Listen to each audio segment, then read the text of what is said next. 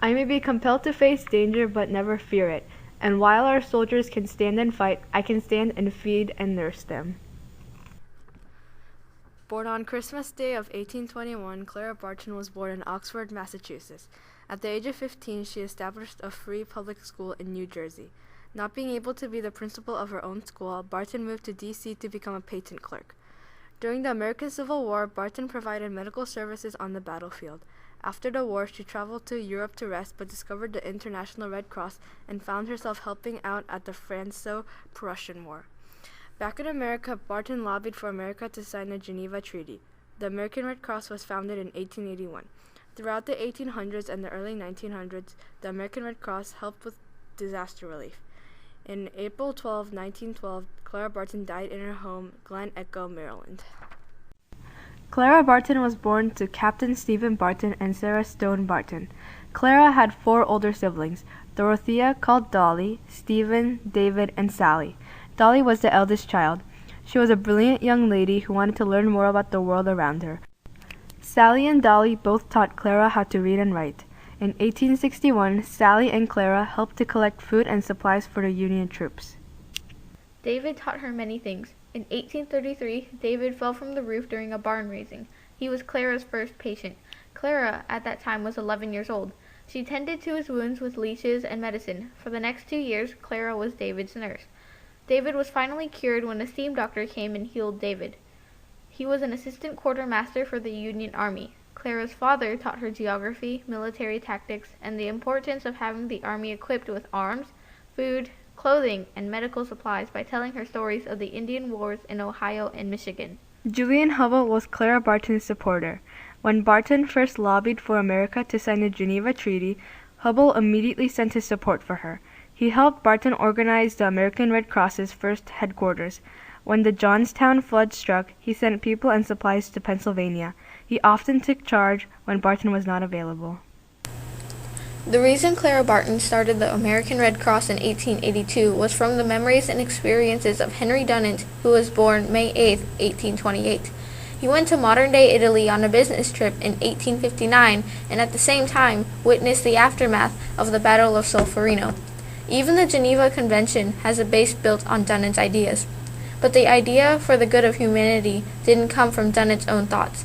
It was through the act of kindness from the French soldiers. Quote, I could mention any number of isolated acts and incidents to prove the high character of the French army and the courage of its officers and men. But mention must also be made of the humanity of simple troopers. Their kindness and sympathy towards defeated or captured enemies were as fine as their fearlessness and bravery.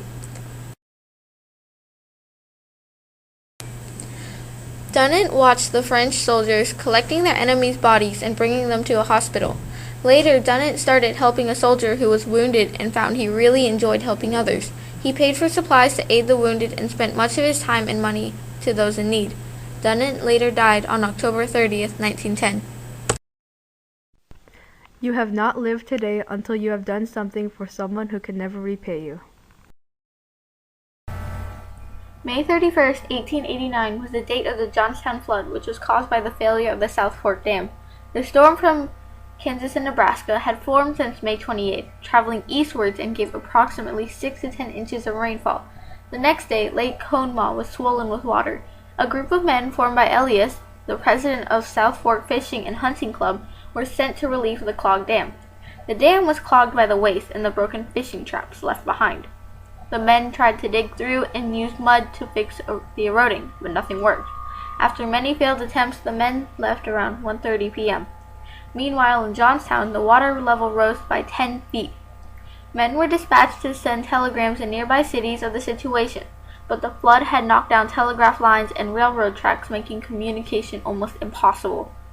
But due to false alarms in the past, the flood warning sent to Johnstown was not believed. Near 3:10 p.m., the water from the lake spilled out. Over 20 million tons of water came out and drained the entire lake within 40 minutes. When the water flowed 14 miles away from Johnstown, it stopped. The debris that were picked up became stuck in the Conemaugh Viaduct.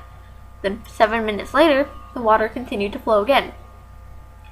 Though the damage at the Conemaugh Viaduct wasn't as massive as Johnstown, Soon the water reached Stone Bridge and rushed through Johnstown once more. The stone bridge eventually fell down and caught fire. This fire lasted for at least 3 days. The damage cost the U.S. $17 million and 2,209 people died. You cannot escape the responsibility of tomorrow by evading it today. Give, but give until it hurts. If you can, help others. If you cannot do that, at least do not harm them. No one is useless in this world who lightens the burdens of another.